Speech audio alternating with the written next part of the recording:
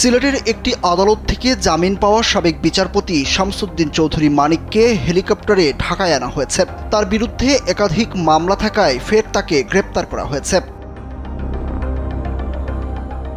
মঙ্গলবার র্যাবের হেলিকপ্টার যোগে তাকে ঢাকায় আনা হয়।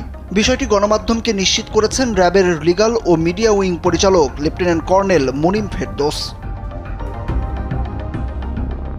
র্যাবের এই কর্মকর্তা বলেন, বিচারপতি মানিককে সিলেট থেকে ঢাকায় আনা হয়েছে। মঙ্গলবার সন্ধ্যা 6:45টার দিকে তেজগাঁও পুরান বিমানবন্দরে তাকে বহনকারী র্যাবের হেলিকপ্টার অবতরণ করে। এরপর ঢাকা মহানগর পুলিশে তাকে সোপর্দ করা হয়েছে। এ ব্যাপারে ডিএমপির মোহাম্মদপুর থানার ওসি মোহাম্মদ রুহুল কবির খান গণমাধ্যমকে বলেন, বিচারপতি মানিককে ঢাকায় আনা হয়েছে, তাকে হেফাজতে নেওয়া হয়েছে।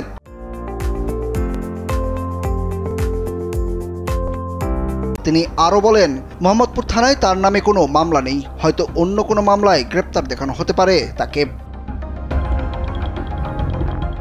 এর আগে সকালে সিলেটের অতিরিক্ত চিফ জুডিশিয়াল ম্যাজিস্ট্রেট আদালতের বিচারক মানিকের জামিন আবেদন মঞ্জুর করেন। গত 23 আগস্ট রাতে সিলেটের কানাইঘাট উপজেলার দোনা সীমান্ত থেকে বিচারপতি মানিককে বিজিবি আটক করে। পরের দিন তাকে 54 ধারায় গ্রেপ্তার দেখিয়ে কারাগারে পাঠানোর আদেশ দেন সিলেটের আদালত।